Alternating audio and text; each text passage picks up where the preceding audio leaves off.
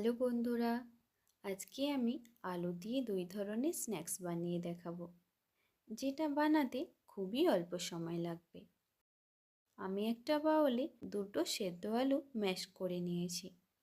এবার আলুর উপরে দিয়ে দেব 1 স্পুন লঙ্কা গুঁড়ো, 1 স্পুন লবণ, 1 স্পুন জিরে গুঁড়ো, ধনেপাতা আর 2 টেবিল স্পুন কর্নফ্লাওয়ার। এবারে সব উপকরণগুলো ভালো করে মিশিয়ে নেব আর একটা ডো বানিয়ে নেব। এবারে একটা চপিং বোর্ডের উপরে কর্নফ্লাওয়ার ছড়িয়ে আলুর ডো একবার হাতের মধ্যে নিয়ে গোল করে নিয়ে হাত দিয়ে চেপে চেপে রুটির মতো বানিয়ে নেব বা পাতলা করে নেব। এবার একটা ছুরির সাহায্যে একটা সাইজে কেটে নেব। এবারে ফ্রেঞ্চ ফ্রাই করার জন্য একটা প্যানে 300 ml তেল নিয়ে নেব। এখানে আমি রাইস ব্রান অয়েল নিয়েছি। আপনারা চাইলে যে কোনো সাদা তেল ব্যবহার করতে পারেন। তেল খুব ভালো করে গরম করে নেব। তেল গরম হয়ে গেলে একটা একটা করে পিস দিয়ে ভেজে নেব ওপরটা ক্রাঞ্চি হওয়া পর্যন্ত।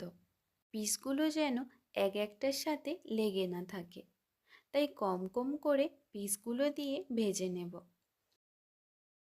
একইভাবে সবগুলো ফ্রেঞ্চ ফ্রাই আমি বানিয়ে নেব আর টমেটো সসের সাথে সার্ভ করে নেব। এবার আমি পোহা কাটলেট বানাবো। তার জন্য 1 কাপ চিড়ে নিয়ে নেব। চিড়ে 2 থেকে 3 বার ভালো করে ধুয়ে নেব। এবার এর উপরে 1 কাপ সেদ্ধ করা আলু দিয়ে দেব আর দেব স্বাদ মতো লবণ, হাফ টিস্পুন জিরে গুঁড়ো, ধনেপাতা, কারি পাতা, কাঁচা লঙ্কা, এগুলো আমি ছোট ছোট করে কেটে নিয়েছি। আর দেব ছোট করে কাটা পেঁয়াজ, 2 টেবিল স্পুন বেসন। এবার হাত দিয়ে ভালো করে মিশিয়ে নেব। সব উপকরণগুলো ভালোভাবে মেশানো হয়ে গেলে মিশ্রণটিকে ছোট ছোট করে কেটে নিয়ে এরকম শেপ দিয়ে দেব। এরকমভাবে সবগুলো কাটলেটগুলো বানিয়ে নিয়ে প্লেটে রেখে দেব। এবারে কাটলেট ভাজার জন্য একটা প্যান নিয়ে নেব। প্যানের মধ্যে 30 থেকে 40 ml তেল দিয়ে দেব। তেল একটু গরম হয়ে গেলে কাটলেটগুলো এক এক করে দিয়ে দেব। এক সাইডে ভাজা হয়ে গেলে উল্টে পাল্টে অপর পাশে ভেজে নেব। দুই সাইডে ক্রাঞ্চি হওয়া পর্যন্ত কাটলেটগুলো ভেজে নেব। কাটলেটগুলো ভাজা হয়ে গেছে।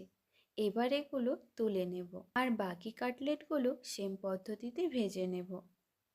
সবগুলো কাটলেট ভাজা হয়ে গেলে একটা টিস্যু পেপারের উপরে তুলে রাখব, যার ফলে এক্সট্রা তেল টিস্যু পেপারে অ্যাবজর্ব হয়ে যাবে। বন্ধুরা, কাটলেট রেডি হয়ে গেছে।